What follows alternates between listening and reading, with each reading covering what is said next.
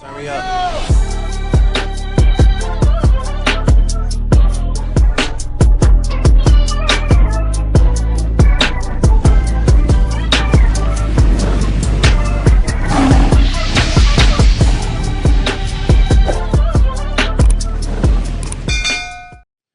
What's up, everybody? Welcome back to another episode of the End Faith Podcast. My name is David. As always, we have Steve.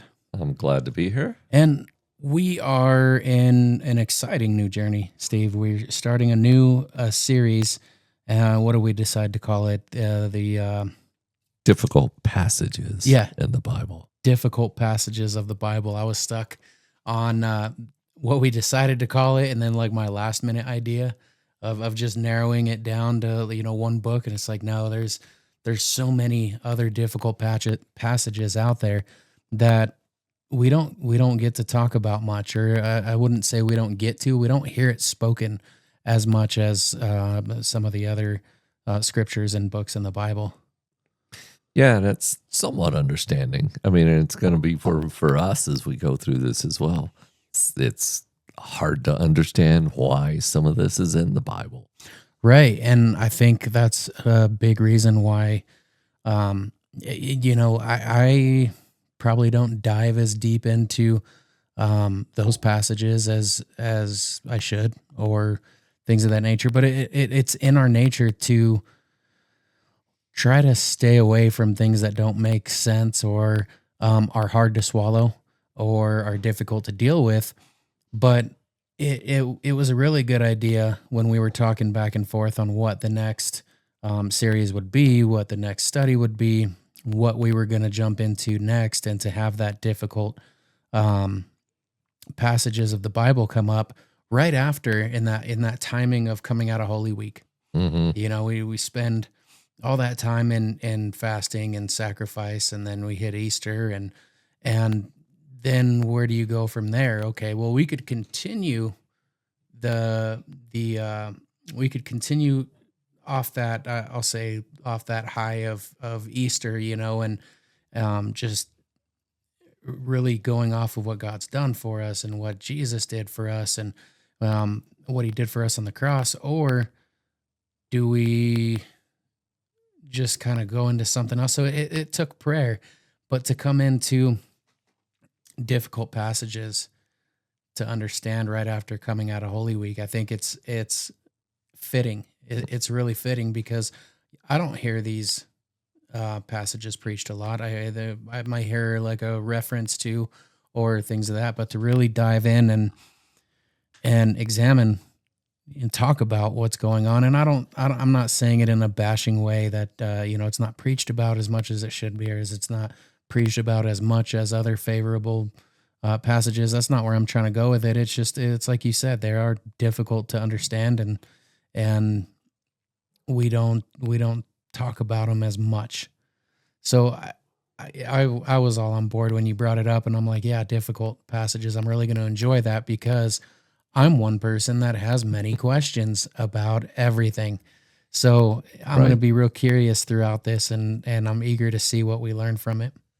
Yeah, and I was just thinking that there's nothing in the Bible by accident. The Bible is God-breathed, and Jesus referred to it that way. So the Holy Spirit guided these difficult passages. They're in there for a reason. Now, we may not get to where we fully understand why, or fully understand what God is telling us, but to grapple with these difficult passages, I believe, in the least, is giving glory to God, as long as we're grappling it within the context and within the idea that this is information that God has specifically given us, and it's been divinely inspired. Yeah. Well, and I mean, I completely just lost my train of thought of where I was going with that, because it was probably about 15 seconds I was ago. about to say, if I just shut up 15 seconds earlier. No. And I was like, oh, that's a good one to capitalize on. The understanding. There we go. So I don't think we're ever going to have a full understanding of every verse, you know what I mean? I don't think we're meant to, What, because again, like, and yeah, just real quick, eh, if it goes back to, if we were meant to understand it all and we get to that point where we understand it all, what would we need to turn to God for? What would we need to study for if we understood it all? It's like, I don't think we're supposed to, but a better understanding is kind of what I'm eager to seek throughout this series, is a better understanding. I may not get, a complete understanding, but a better understanding of those things that aren't talked about so much. And I think that was always kind of a goal in the beginning with this, this podcast and these studies, is to really find those pieces that we don't talk about so much, or we don't hear so much about. Dive into those, yeah. you know? And I think in considering this, right, we're acknowledging we probably won't have a full understanding. Right. And I think the further acknowledgement is, before we dive in to Scripture, any Scripture and all Scripture, our prayer before diving in is that God be the one to enlighten us. It's only God's wisdom that allows us Mm-hmm. to understand Scripture. So, as we dive in, that is our prayer, that God's wisdom will be what guides us through these passages. And then it'll be any enlightenment that comes yeah. will be from God. Yeah.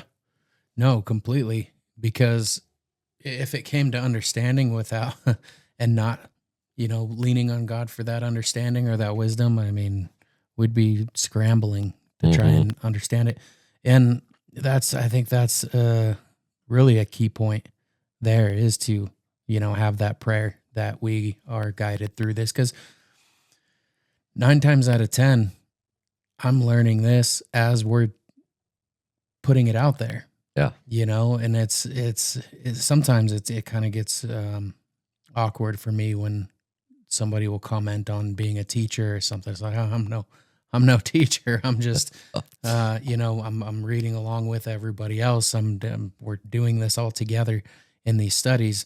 So yeah, that's definitely a key prayer to have in every study, in every episode, in every sermon, in every aspect that we're trying to move forward, or dive into something, that He gives us that wisdom to understand what He wants us to from it. Right. And we're all going to get different takeaways, and I think that's one of the cool things is, you and I could read the same study, take away two different things from it because of where we're at in that point in time. Right. But at the same time, it also, that prayer also reminds me of also being, obedient in those times where He's trying to give you that wisdom, and He's trying to get you to put it out there or tell somebody else, Mhm. or go serve or go help. Because if we know there's one person, at least, there's probably many, but if we know the person we're going to talk about today, there had a big calling on his life and was obedient to none of it Right. along the whole way, up until maybe the end. And even then, his prayer wasn't intended for what he received or was granted by God. And that person's Samson. Yeah. So let's talk all the way back from his birth, because it sounds like, when we get into this, Steve, it sounds like from the jump, he's supposed to have this huge calling on his life, so much so that even his birth was announced by an angel, Right. and so that just right there tells me that if not every birth was announced by an angel, his birth was announced by an angel. So right away, I'm thinking God's got something big for him. Yeah. And then if we continue looking into it, not only was it announced by an angel, it was announced to his barren mother. So his Right. mother couldn't have kids, yet an angel announced his birth to his mother, who was under the impression that she wasn't going to have any kids or couldn't. Yeah, and I think it's important that we hear how that message came. This is starting in verse 2, Judges 13, verse 2 says, there was a man named Manoah from Zorah, from the Danite tribe. His wife was infertile and childless. The Lord's angelic messenger appeared to the woman and said to her, you are infertile and childless, but you will conceive and have a son. Mm-hmm. Now be careful. Do not drink wine or beer, and do not eat any food that will make you ritually unclean. Look, you will conceive and have a son. You must never cut his hair, for the child will be dedicated to God from birth. He will begin to deliver Israel from the power of the Philistines. So that he will be dedicated to God. Mm-hmm. That's a Nazarite vow. This Nazarite vow was basically being put on Samson ahead of his birth. And I got to find it. But just thinking of the announcement of John the Baptist is so similar that I wanted to find it real fast. While you look for that, Yeah. I'll say this. So angel announces the prayer, or announces the birth, the Nazarite vow. He's to be dedicated to God as a Nazarite, which involves abstaining from wine, avoiding contact with the dead, and not cutting his hair. That's what the angel told Samson's mother prior to him being born. How I'm eager to see how long that kept up, because we do see that his parents, or he was raised to be set up for his calling, right? So that tells me that his parents really stuck with this. At least I hope, and I'm sure we're going to get into it, but that's what I'm kind of curious to see, is how long he actually went with these with this dedication, with these directions. Yeah.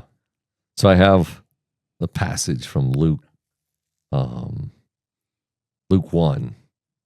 We'll just start at 13. We know what's going on.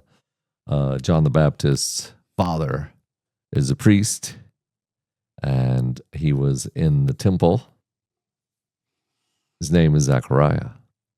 So the angel says to him, he says, do not be afraid, Zechariah, for your prayer has been heard, and your wife Elizabeth will bear you a son, and you will give him the name John. Their prayers were for a son because she was in the same condition as Samson's mother. They were childless. She was getting on in age. The angel goes on to say, joy and gladness will come to you, and many will rejoice at his birth, for he will be great in the sight of the Lord. He must never drink wine or strong drink, and he will be filled with the Holy Spirit even before his birth. He will turn many of the people of Israel to the Lord their God, and he will go as a forerunner before the Lord in the spirit and power of Elijah, to turn the hearts of the fathers back to their children, and the disobedient to the wisdom of the just, to make ready for the Lord a people prepared for him. That's John the Baptist. And that's almost identical in the beginning. Yeah. Be dedicated to God. Yep. Must not drink, right? Right. And was the cutting of the hair in that one as well? I don't Short attention span today. Right. I don't remember it being there. But we see the resemblance right in the beginning. And then we look at the life of somebody like John the Baptist. It does not. And then compare it. Hair.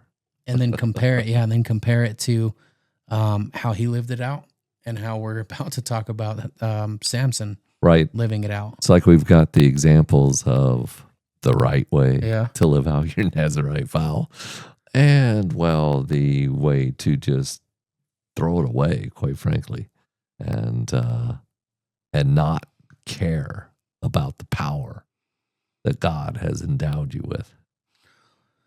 Well, let's look at Samson. Okay, so before we started, recording and live. You were talking about how, who was it that referred to Samson as a mirror of ourselves?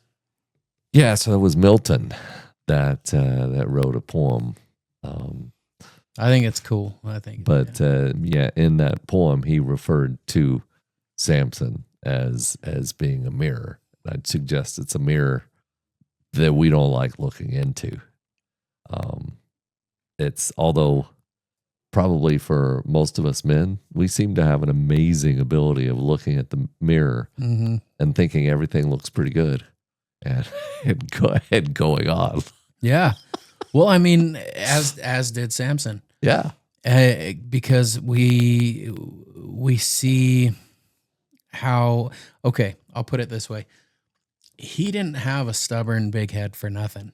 yeah, Right. I mean, he was very stubborn and hard headed, but it wasn't for nothing. I mean, he was a strong individual. He was a strong man. He demonstrated almost superhuman strengths, and, Yeah. and we read that he's doing things like killing a lion, with his bare hands, and defeating 1,000 Philistines with the jawbone of a donkey. Yeah, so he does impressive things, no doubt. But we'll see as we go through this, each one of those you just talked about Mm-hmm. was essentially a selfish thing. Yeah. That he did. Like what we hear this grand announcement of his birth. And that they must be careful with him because he's going to begin to deliver them from the Philistines. So his parents had to think this is great. Our son is going to be a great man, and he's going to be a great leader of Israel. He's going to help deliver us.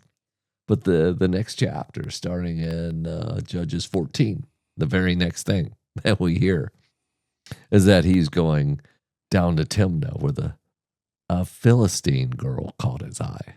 So these Philistines that supposedly God is going to use Samson to deliver his people from, immediately as he's going towards where the Philistines are, he sees a girl and he's attracted to her. Mm-hmm. I mean, and as we read on through this with Samson, I'm afraid all these attractions that he has are just pure lust. Yeah. Because we'll see that these women don't care anything about Samson. Yeah. Well, and one thing we see kind of what this strength that we were just talking about with Samson, what it symbolized was this, what I'm kind of hung up on it, because the strength didn't come from himself. He didn't grow up working out and making himself. So that strength, that superhuman strength was granted him by God, right? So it symbolized this special relationship that Samson had with God. And we really got to be careful with that, because we too have our own special relationship with God. And when we look at this, what we see is this this amazing image that we can only imagine, right? Or that's what we'll think, is this amazing image. Oh, he's got a special relationship with God. And then we seek that. Well, we have special relationships with God too. It's not just Samson and his superhuman strength.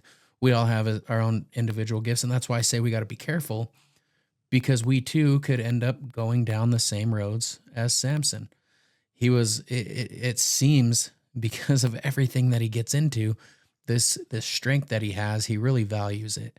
Right. So much so that it becomes a lot of selfish intention and glorify image of myself, or his self.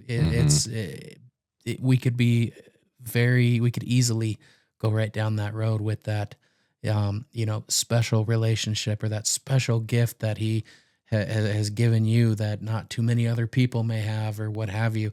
That special relationship has to have some discernment on discernment and obedience to it, but we see that it kind of gives him stubbornness.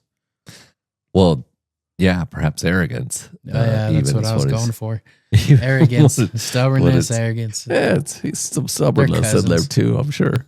But you think of it just like you were saying, the warning. It's got to be heeded for all of us. If God gives us abilities and we use it for self gain and use it for selfish purposes, Mm-hmm. then we're skating on thin ice already immediately, right? If God gives us the knowledge that you know, I don't know, that something bad is going to happen. God gives us the knowledge that, hey, this neighborhood's going to burn down. If we take that knowledge and we build a bunch of apartments because we know people are going to need a place to live after their houses burn down, but we charge exorbitant rents because that's their only choice or something.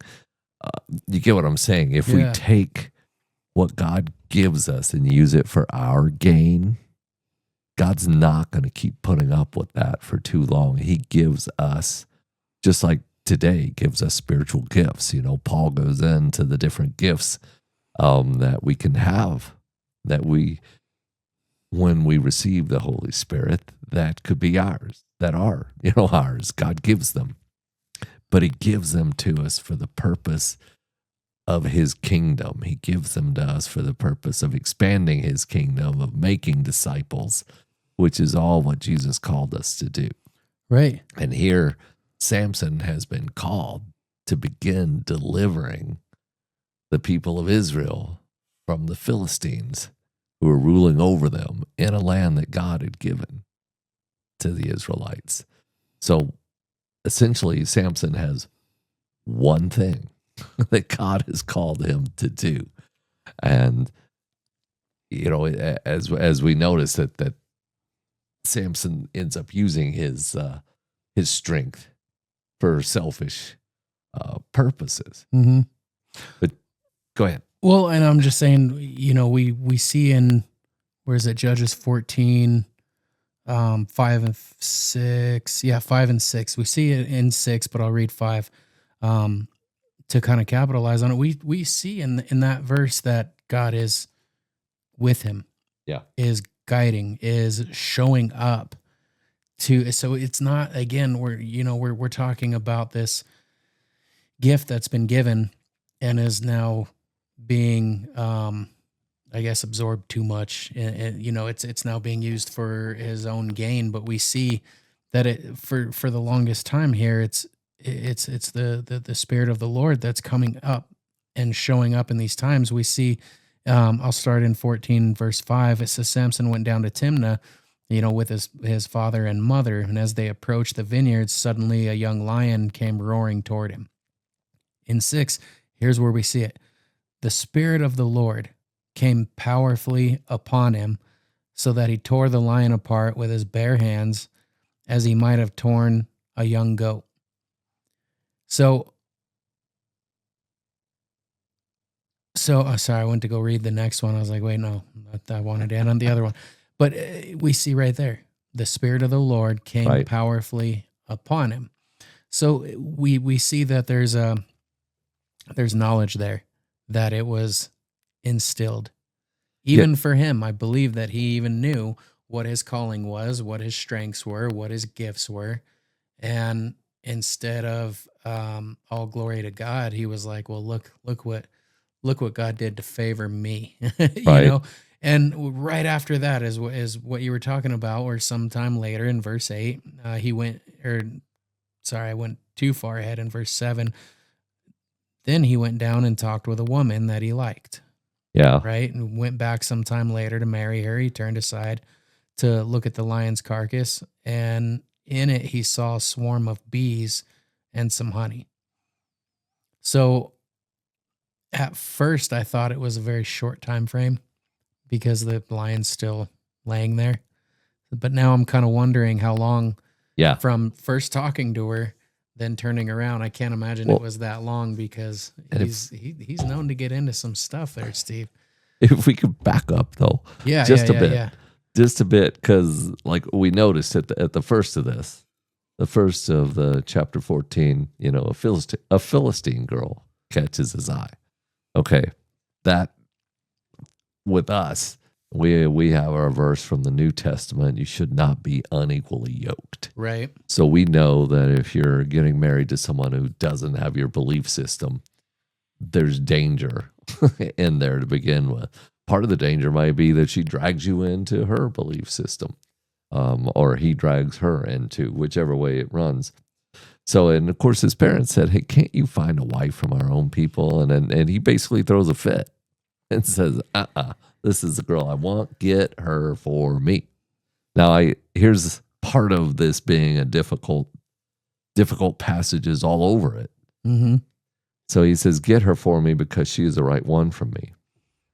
And in verse 4, as we backed up in Judges 14, verse 4 says, "Now his father and mother did not realize this was the Lord's doing, because he was looking for an opportunity to stir up trouble with the Philistines. For at that time, the Philistines were ruling Israel." So that's interesting in and of itself. Should Samson be marrying a Philistine? That's a pretty easy answer. No. Is God the one making Samson want to marry a Philistine? Again, the answer is no. God's not making choices for Samson like that. Samson's making his own bad choices. But God is going to use Samson's bad choices to begin to stir up trouble with the Philistines, to be able to deliver his people from the Philistines. Now, you mentioned the lion. Why does Samson end up going through territory where this lion is that's going to attack him? Because he's going to visit this girl, this Philistine girl that he met. So there's a This twist there. That was kind of a setup on his part. Yeah, it's selfishness. So you're saying it was staged, like not staged to the point where he had the lion come up, but he kind of took that way in hopes that he would have a time to shine. Or do you think it was? Well, I hadn't thought of that. I'm just saying that selfishly, he's going to see this girl, right? He's insisted that he marry a Philistine. Okay, so he's so he wouldn't be on this road if he wasn't going to see her. Okay, yeah. But in the process, part of what you noted, and I think is well noted, so he kills this lion on the way down to see her, and then he sees it again on the way back, which is probably sometimes later. So this is like a nasty carcass laying around that bees have now built a hive in, and there's honey inside of there. And it doesn't bother Samson at all to scoop out this honey that's inside of a lion carcass. And I think what you were about to point out is that is breaking his vow right there. He's coming in contact with a dead body. Yeah. So, I mean, he's breaking a vow there. But yeah, so the whole reason, and we also skipped, it was that, he was able to kill this lion, as easy as one would tear a young goat. Mm-hmm. In my head, I'm thinking, you know what, I can't with my bare hands tear apart a young goat. I think it would be difficult for me too. I'm fairly sure I couldn't do that. But anyhow, it says as easily as he could tear apart a young goat. The next sentence says, but he did not tell his father or mother what he had done.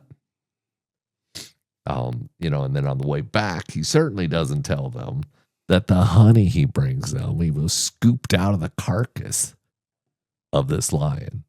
I mean, now this will be an odd reference, but as I'm reading this, do you remember in Beauty and the Beast?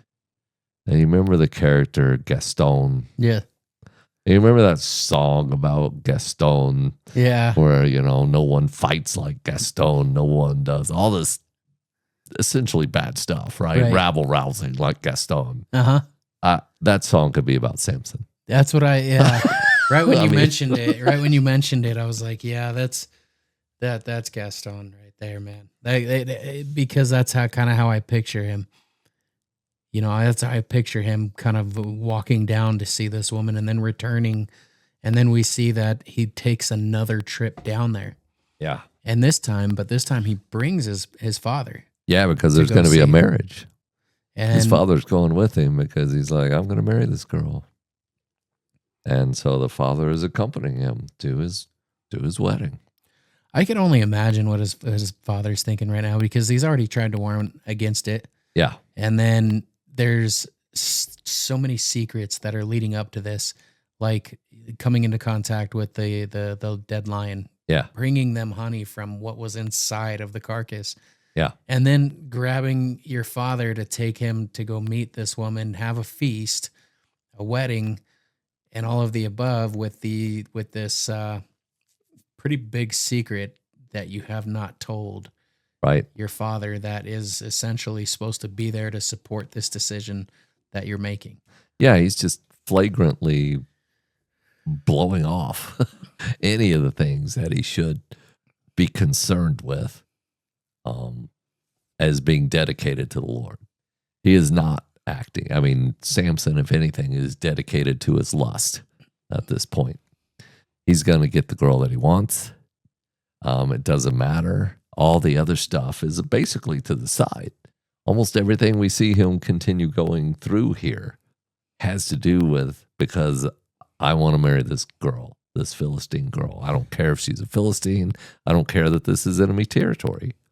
So is this, and I made spoiler alert, but is this Delilah? Not yet. Not yet. So it seems he's got a downfall here. He's got a soft spot. Correct. Much like any one of us has that one thing that it just brings so much temptation. I thought you were going to say much like almost any man. Well, I mean, I can't say any or all, but that everybody has that one temptation that is as strong as what he's experiencing with what seems to be just women in general that he finds attractive. Well, it seems like you don't want, like you're saying, you don't want to characterize anything, but perhaps in general, men can get in more trouble and worse trouble concerning women than almost anything else. Yeah. Well, and I agree, but I had to kind of fight that a little bit, Steve. Like, not all us men are the same. That's, I don't know. I'm very happy, where I'm at, and I am very convinced there's nothing else out there for me, that God has brought me, the wife that I have. So I can't personally say that, I struggle in the way that Samson does, but I know it is a real struggle that most, a lot of men have, probably the majority of men have. And it's probably one that, I wouldn't even be immune to, had I not been, blessed the way I was. Well, yeah, I think you're bringing up a good point. God, or even, I guess, obedience to that calling to even. Right. Which of course is another vow that you took seriously, and that you make sure that you do follow. And marriage is an institution created by God, right? So marriage is a good thing, and it's almost like protection. Men won't want to look at it this way, but it's almost protection for men not to be out there screwing up and doing stupid things. 100%. That's ultimately what saved me. I mean, when my wife and I met, I wasn't saved, and I surely wasn't a believer. And I I'd kind of mock it a lot with, until I can see it physically, I'm not going to believe something I can't see or touch. And it was arrogant. It was arrogant. It was ridiculous. But at the same time, I can relate to what you're saying so much, that safety net or that security. Because prior to, my wife and I getting together, I didn't really seem to have much direction in where I was going. Yeah. And then not saying like she gave me the direction, but I wasn't making the best choices. Now, when we had gotten together and, started, raising this family, it's like, okay, well, now I actually have to think about what I do Right. because it affects more than Yep, just purpose. myself. Yeah. Yeah. And then I noticed, because a little bit of transparency here. Prior to us getting married, we had a point of separation before when we were still in our dating phase. And I noticed that when we had separated, I went back to making those same stupid decisions and not thinking about what I was doing. So I was constantly ending up in these like really poor situations that I was like, this all could have been avoided had I just made a better decision. Well, what was influencing that better decision at the time was a bigger purpose of something affecting more than just myself. Um, and that's how I seen it at the time. Little did I know what it would become in coming to God and Yeah. and surrendering in that sense, and then seeing how much He was actually working in my life even before Yeah. I even knew it. But I could take us so far off the original Well, I don't think plot you've. here, but I don't think you have, I though. could though. I would, Well, I would just keep maybe ranting could. though. But here's like interesting points. You did a smart thing. You married a believer. You married someone who had morals and upstanding and a purpose, and you saw something in her that you know you don't know what part of the draw it was, but it was a draw. You're a believer today. Right. So that was a draw that you didn't even understand or anything. And we just talked about marriage is good. Marriage I had is no something. intent to understand either. Right. But that draw was still there. But in Samson's case here, right? He wants to go in enemy territory and marry a girl that doesn't have any of his beliefs. Marry a girl that believes in this god Dagon that we see later. So they wouldn't be equally yoked. He basically, as this version, the NET version says, he wants to marry her because she caught his eye. Essentially, his attraction to her is simply appearance. All physical. And that's why he wants to marry her, and that's why he's going with it. So he's screwing up something that could be good, going with his lust. And he threw a big enough fit that his father gave into it. You got to figure it's a little interesting, right? To know that your son is called by God, blessed by God with spiritual strength, and yet he's making these bad decisions. And as a father, you're got to be wondering, am I messed up? God has called him to do these things, but this seems all messed up. I don't understand why he's making wrong decisions everywhere. Just to give him a Noah just a little bit of credit here. He did say, I don't think you should go. But in the end, he ends up accompanying him down to this wedding. And it's already, once they get there, we see it's already off to it's a bad thing altogether. And Samson creates most of this. Yeah. Yeah. They get there, and so when they get there, they choose 30 men to be his companions, right? 30 men. And then Samson tells them that if they could answer a riddle, we see it in verse 12 of Judges 14, that if they can give him an answer to this riddle within 7 days of the feast, then he'll give them 30 garments and 30 sets of clothes. So 30 linen garments and 30 sets of clothes. And he says, if you can't tell me the answer, then you must give it to me. Right. The 30 garments and the 30 sets of clothes. So they were like, okay, tell us your riddle. Let's hear it. There was almost like in my mind, challenge accepted. Yeah. Little did they know, right? So, and I don't even understand this, but I'm going to go ahead and read it. In verse 14, Samson replies, out of the eater, something to eat, and out of the strong, something sweet. That's his riddle. Yeah. You do understand it, though, because you've just read it. Well, The eater is the lion. okay. He comes to eat, but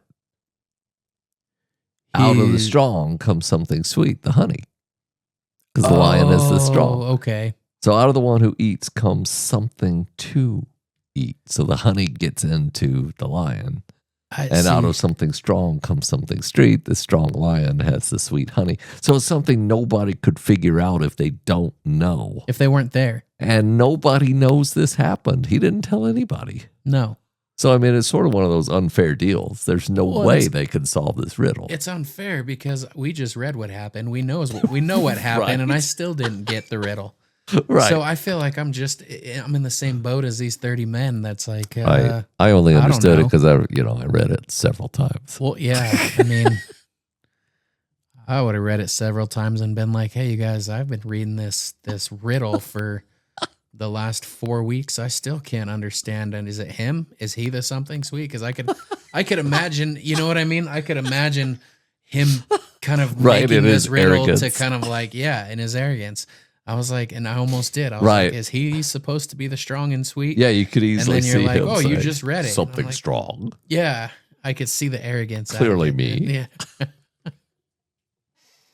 Yes, I mean, so then out of his arrogance, quite frankly, he's the one causing this trouble to get down. Why do you go down and say, hey, he's the one that makes the bet. He's leaving He's the one that throws breadcrumbs the riddle, Yeah. out there and everything.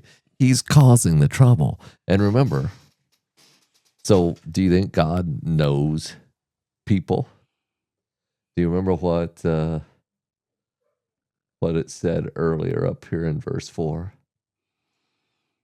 Now his father and mother did not realize this.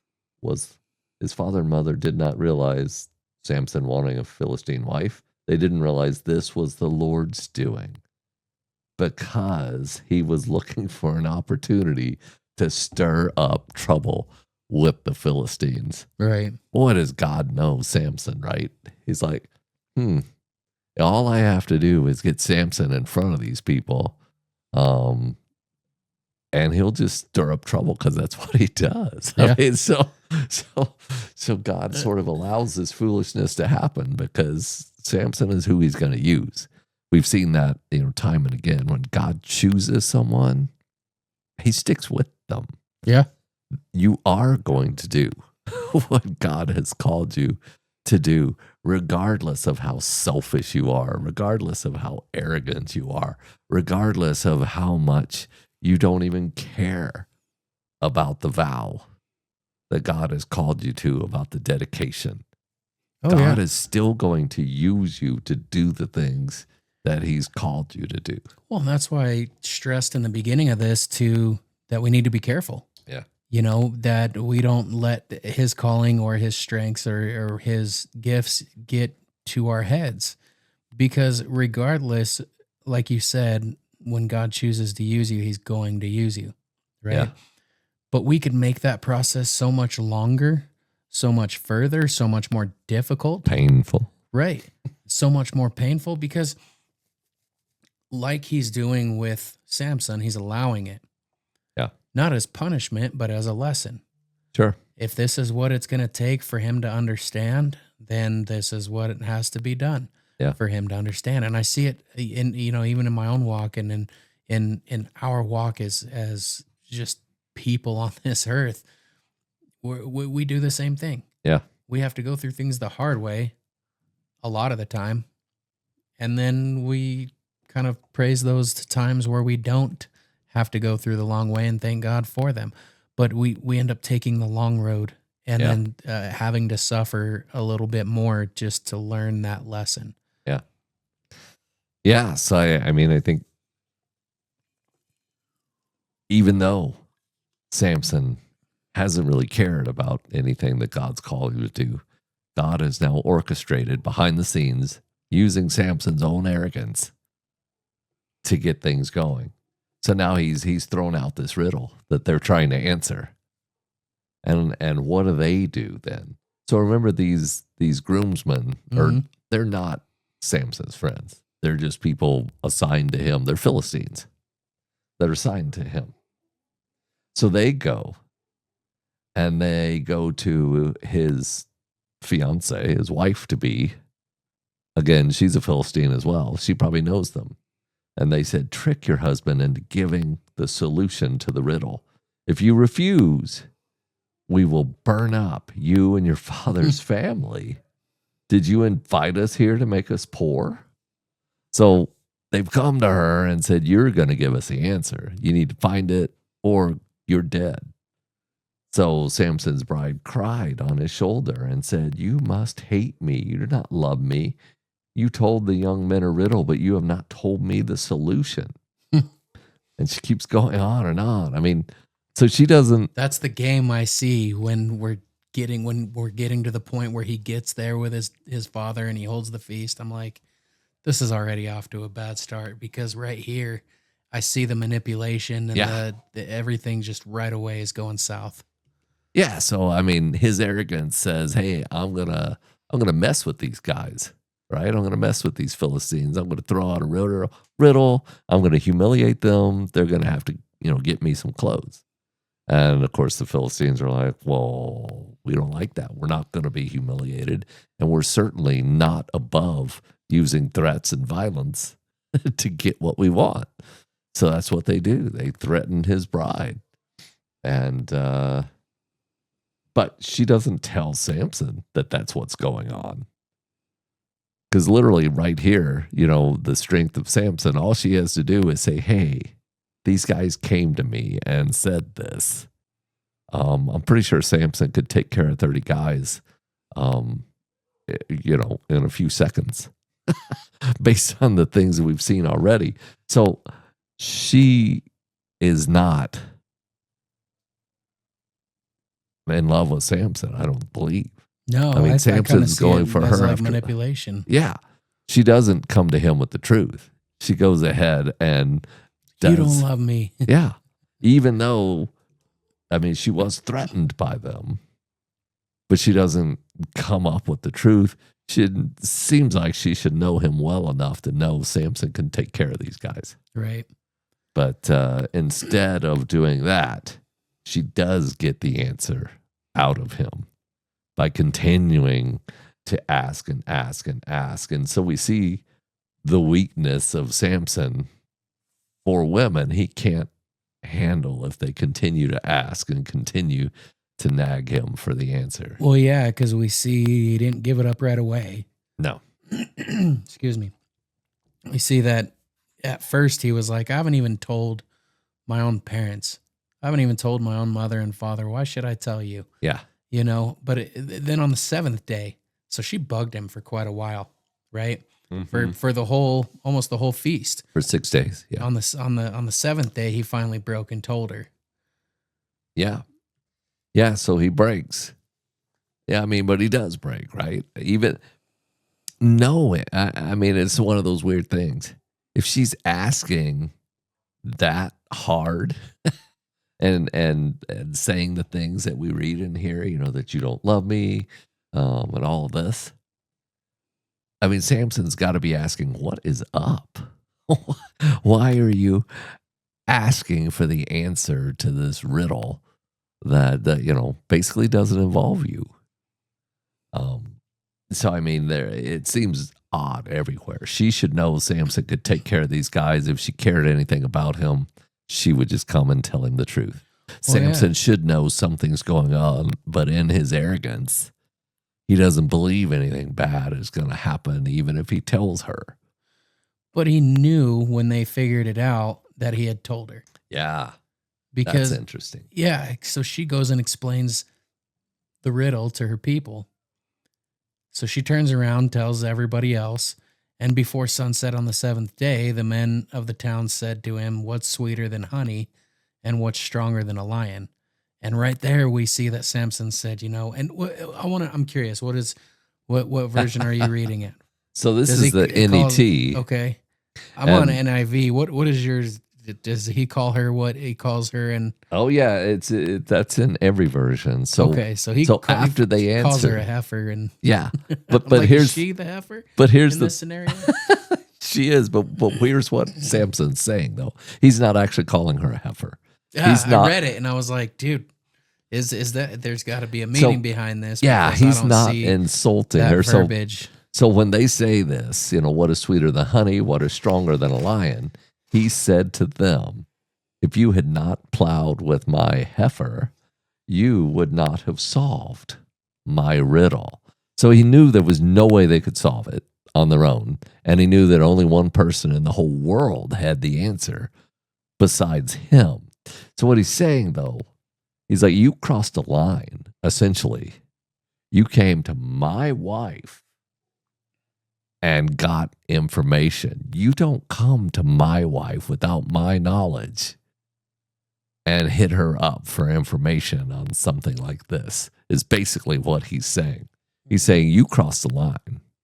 You don't come to another man's wife like that and start hitting her up for information. Certainly, if he had known that they threatened her the way they did, it would have been a much worse response. Yeah. But he knows at very least they coerced this information after her, and he is pointing out that they crossed the line they should not have crossed.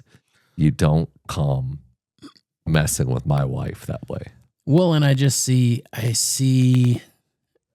her siding with her people in that whole thing. Exactly. But we do got to realize too, they just met. They had talked for a short amount of time, it seems, and then he goes back to grab his father because he's going to marry this woman. I mean, she's going to side with her people. I feel like, okay, well, the unequally yoked. Yeah. So she's going to side with her people. She's going to try and use some sort of manipulation to get the answer out of him, as opposed to being like, hey, this is what they're saying they're going to do if you don't kind of spit this out. Yeah. So, what's your plan? No, she kind of was like, oh, it's all about me. It's how much you don't like me. You hate me because it's pure manipulation. You gave them the riddle, but you won't even give me the answer. Right. How much could you possibly love me? Instead of, like you're saying, hey, they're threatening to take down my father and right. Everything else in the way if I don't get this answer from you. Yeah. Yeah, so I think you hit the nail on the head. She's going with her people, and that is the unequally yoked that you cannot have in a marriage. This wasn't a marriage based on anything that marriage should be based on to start with. It was based on Samson's lust for her. Mm-hmm. So, and then his arrogance won't just allow this marriage to come off. He has to try to humiliate the others at his own wedding. I mean, I get that they're Philistines, but he's the one that decided he was going to go into the camp of the Philistines to get married. And then while he's there, he's got to insult them at his wedding. So I have a question. Yeah. In verse 19, he went down to Ashkelon, struck down 30 of their men, stripped them of everything, and gave their clothes to those who had explained the riddle. Yeah. Burning with anger, he returned to his father's home. I'll stop there because at the very beginning of verse 19, right before he went down to Ashkelon, it says, then the Spirit of the Lord came powerfully upon him. Mm-hmm. Let's look into that real quick because we see that's the Lord making his presence. That's him coming over Samson. Yes. But what does he do with it? Okay, so here's where my curiosity comes into play is then the Lord, the Spirit of the Lord came powerfully upon him. He went down to Ashkelon, struck down 30 of their men, stripped them of everything, and then gave it to those who answered the riddle. I don't see that in the sense that the Spirit of the Lord came powerfully upon him so that he could go do what he's going to do. So, if you remember, because that's like, oh, well, now God just gave him the strength to go wipe out 30 men and take everything they have. I don't see that being a part of the, this glorious path of servanthood that he was born into or called to since birth. Although So when we jump back to Judges 13, when his birth was announced, the angel says to Samson's mom, says, look, you will conceive and have a son. You must never cut his hair, for the child will be dedicated to God from birth. He will begin to deliver Israel from the power of the Philistines. So, and I think then we have to couple that with Samson saying, I want this Philistine for my wife. And his parents objecting to it. They object to it. But now his father and mother, in verse 4 of Judges 14, now his father and mother did not realize this was the Lord's doing, because he was looking for an opportunity to stir up trouble with the Philistines. So Samson, like you're saying, is not obedient. Samson doesn't care anything about the restrictions of his vow. And God knows that. God has had Samson dedicated to begin to free the Israelites from the Philistines. And because he knows Samson and his selfishness, he allows this marriage thing to keep going, because he knows that when Samson is there, he's going to stir up trouble with the Philistines. And so when he has stirred up trouble with the Philistines, Ashkelon is part of their territory as well. So these are 30 Philistines that Samson goes out and kills. So 30 of the wedding party's fellow people got killed, and they got their clothes. Now, the only thing I can think here also is that Ashkelon is far enough away, the news doesn't travel as fast as it does today. So these men didn't realize they were getting clothes from their dead countrymen. Yeah. But that is one of those hard things. I think that's another thing that's hard about this passage, that Samson is just being completely arrogant, completely self-centered, yet the Lord's Spirit still empowered him. Yeah. Because although he's being arrogant and self-centered, he is doing what God has called him to do. So it's like one of those I'll get it done but my way kind of thing, because we see there's a lot of times there's a lot in the story as a whole, but what we've read so far, there's quite a few things in there that he kind of puts his own touch on, but then kind of is like, well, I'm still going to do this work, but I'm gonna have some fun with it kind of gig. Except for I don't think he's even focused on doing the work. I mean, he doesn't like the Philistines because they're ruling over him. So I think he's that's probably not even selfish. thinking about it. And I don't know if do we know much about if he even heard of his own call? I can imagine his mother had talked to him quite a bit about this angel that appeared and gave, this great calling upon his life. I'm sure he knew about it, and he probably just kind of brushed it off onto the side. But yeah, I think that's where I'm stuck. I'm stuck on the fact that, and I guess I'm not as stuck as I was after the explanation, that he's still doing what God had called him to do, but he's doing it in the wrong, with the wrong intent, I guess. Right. He's doing it for the wrong reasons, even. So his reasons are all selfish. And he's really not holding up his bargain of the deal. No, he's not. He's because he said, not I will separated give you, himself. 30 and 30. Right. But he's not giving them. No, it's all deceit and arrogance. Yeah. He's not giving them anything. He's taking from their own people to give back to their own people. Right. But because he's starting to stir things up with the Philistines, which is God's intent to deliver his people from the oppression of the Philistines. Since since Samson is completely disobedient, God is using that disobedience and that selfishness to get done his own purposes. Mm-hmm.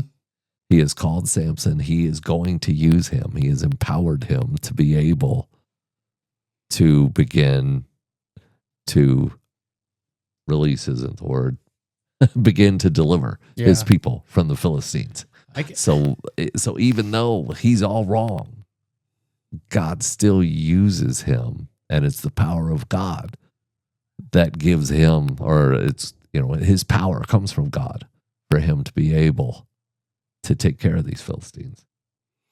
Well, and this really does show too that the understanding of God's workings is kind of beyond our own what we're capable of understanding. Yeah. Because the picture I'm painting is, okay, God's made up his mind. He's going to use Samson one way or another. He's going to use Samson. Right. That's the person he's going to use. And but then as God's watching this along the way, I could just picture him like, oh, here goes Samson again, taking my calling and making it his own, doing it with his own intention. I could just picture him like just banging his head on the wall. Well, Samson's giving me a headache again. But that's not that's our understanding, as if we were the Right. ones orchestrating this, and so it's a good kind of a reflection that even God's working is far beyond what we can even Right. comprehend. Because what I comprehend is a freaking headache. Oh, yeah. to have to lead this man to arrogance almost just to get my will done. I couldn't imagine doing it. But let's talk.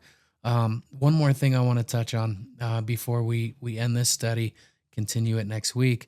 The wife. Yeah. Go back to the wife. Oh, so we were talking about it's kind of it started off doomed from the beginning, and she sided with. We see the kind of picture that she sides with her people, goes and tells them the riddle, kind of changes this whole thing around. She's not on Samson's side whatsoever. Right. And now that he's kind of figured that out, that she went off and told her people the answer, and then he went and took their own people's garments and clothing and what they owned, and then gave it back as if it was him giving. He got rid of the wife. Well, he didn't get rid of the wife. Okay, he went home furious. Right. So we see. Okay. So explain this to me, because that's the picture. It says burning with anger. Okay. He returned to his father's home, and Samson's wife was given to one of his companions that had attended him at the feast. So that's her father. Oh, okay. So the father gave. Oh, okay. Right. The picture I painted was Samson was like, man. So there's a similar. She can go on now. I'll find somebody else to lust after or whatever. No. Samson was furious, so he went back home. Probably a good thing, right? Right. Because he was angry with her as well. You can imagine. She's the one that told it. So, he had to leave the situation. Probably not a bad idea. I think he did the right thing for once. So, but similar story. You recall King David,